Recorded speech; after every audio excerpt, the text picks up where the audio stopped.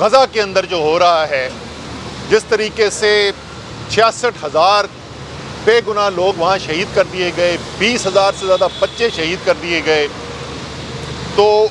اب کچھ امید نظر آ رہی ہے کہ شاید کوئی ان کے لیے بہتری ہو سکے، لیکن یہ ایک بہت ہی خطرناک لمحہ بھی ہے۔ اور یہ میں اس لیے کہہ رہا ہوں کہ اسرائیل کی پرانی تاریخ رہی ہے کہ اس نے ہمیشہ ایسے مواقع کے اندر جب دباؤ اس پہ زیادہ پڑتا ہے، جس طرح اس وقت عالمی دباؤ اس کے اوپر پڑا ہوا ہے،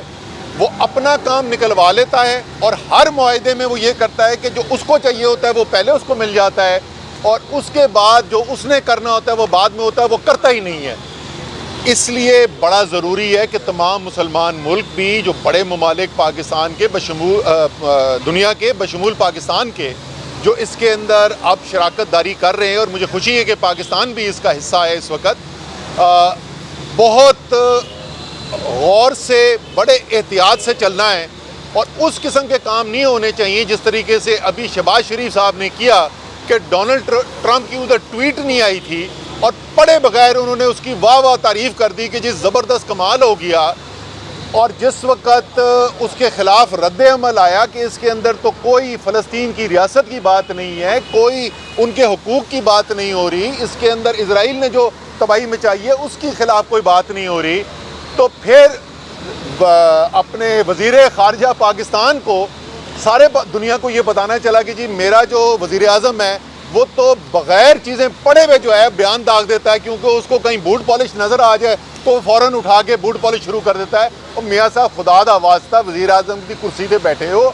کوئی تحمل سے کوئی کام کرنا سیکھیں، اور ہر وقت دوسرے طاقتور لوگوں کو خوش کرنے کی ضرورت نہیں ہوتی ہے، آپ کو قوم کے وقار کا بھی خیال رکھنا چاہیے۔ دوسری چیز جی بھارت کی میں بات کرنا چاہتا ہوں، ایک نریندرا مودی جو ہے اس نے ایک اپنے ملک کے اندر ایک ماحول بنایا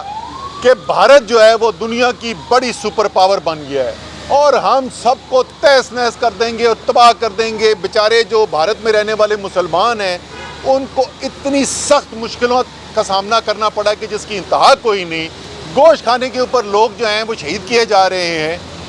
لیکن اس کو کوئی غلط فہمی یہ ہو گئی اپنی باتیں سن کے کہ شاید پاکستان بھی اتنا ہی بے بس ہے۔ تو 2019 میں پہلی دفعہ انہوں نے کوشش کی، نریندر مودی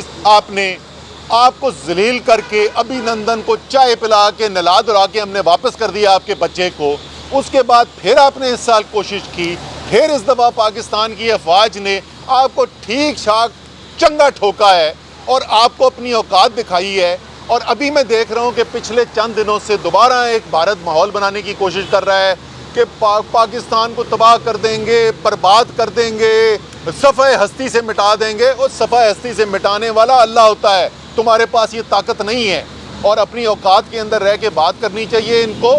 لیکن واحد چیز اس میں تو مجھے کوئی شک ہی نہیں ہے کہ ہماری افواج جو ہیں، ہماری ایئر فورس خاص طور پہ جو ہے، اس میں اتنا دم ہے کہ وہ بھارت کے کسی بھی جارحانہ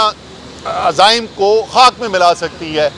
لیکن پھر میں وہی بات کروں گا جو ہمیشہ کرتا ہوں کہ اپنے گھر کو ٹھیک کریں، اپنے ملک کے اندر اتحاد پیدا کریں، اور جب تک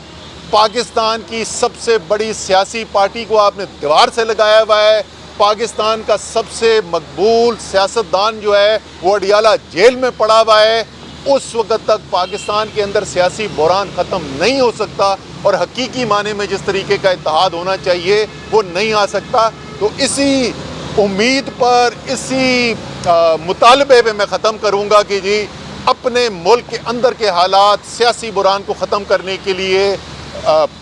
پہل کریں۔ حکومت کی ذمہ داری ہوتی ہے، وزیر اعظم کی ذمہ داری ہے، حکومت کی ذمہ داری ہے، یہ تحریک انصاف کی ذمہ داری نہیں ہے۔ پہل حکومت نے کرنی ہے، اور اگر پہل کرتے ہیں واقعی میں حقیقی طور کے اوپر ایک جمہوری راستے پہ، مکمل طور پہ حقیقی طور پہ جمہوری راستے پہ واپس جانے کی کرتے ہیں، تو پھر ہم تحریک انصاف پہ بھی اتنا ہی دباؤ ڈالیں گے کہ ان کو بھی اس بات کا خیر مقدم کرنا چاہیے اور مثبت جواب دینا چاہیے۔ کل عمران خان کی سالگرہ تھی، آپ عمران خان کی ٹیم میں رہے بطور کھلاڑی، کل ان کو جو ہے وہ ٹریبیوٹ پیش کیا گیا۔ بطور سیاستدان عمران خان کو آپ نے کیسا پایا، اور ان کے حوالے سے کیا کہیں؟ دیکھیں عمران خان کو چلے پہلے ایسی کچھ بات کر لیتے ہیں کہ جو چیزیں کوئی جس پہ بحث مباحثہ نہیں ہو سکتا، جس کے اوپر کوئی دو رائے نہیں ہو سکتی،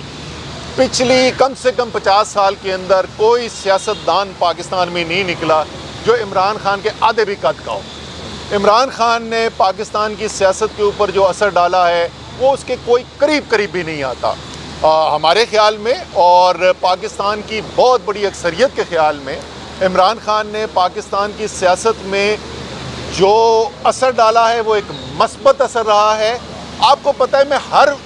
عمران خان کی حکمت عملی ہر فیصلے سے اتفاق نہیں کرتا، لیکن اگر آپ مجموعی طور پہ پوچھ رہے ہیں کہ 1996 میں جو سفر شروع ہوا تھا وہ 2000 میں 25 تک اس کو احاطہ کروں تو پاکستان کے لیے ایک بہت مثبت سفر تھا۔ پاکستان کی سیاست کے اندر، پاکستان کے معاشرے کے اندر اس کی وجہ سے مثبت تبدیلی آئی۔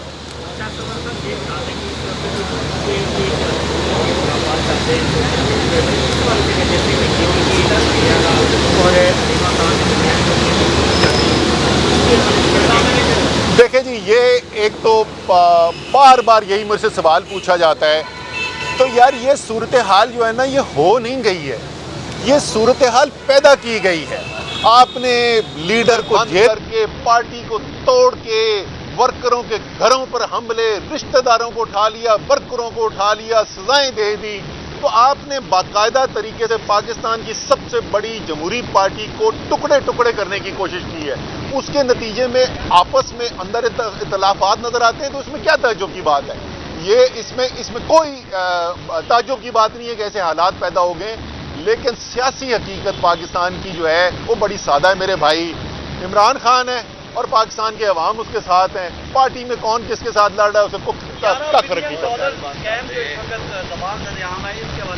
کیا چیز؟ 11 بلین ڈالر۔ یہ 11 بلین ڈالر، جی دیکھیں یہ بڑا ضروری ہے کیونکہ بدقسمتی سے پاکستان کے اس وقت جو ڈپٹی پرائم منسٹر ہیں اور جو وزیر خزانہ رہ چکے ہیں ایک سے زیادہ دفعہ پاکستان کے، جناب اسحاق ڈار صاحب، آپ کو پتہ ہے IMF پہلے بھی ان کی یہی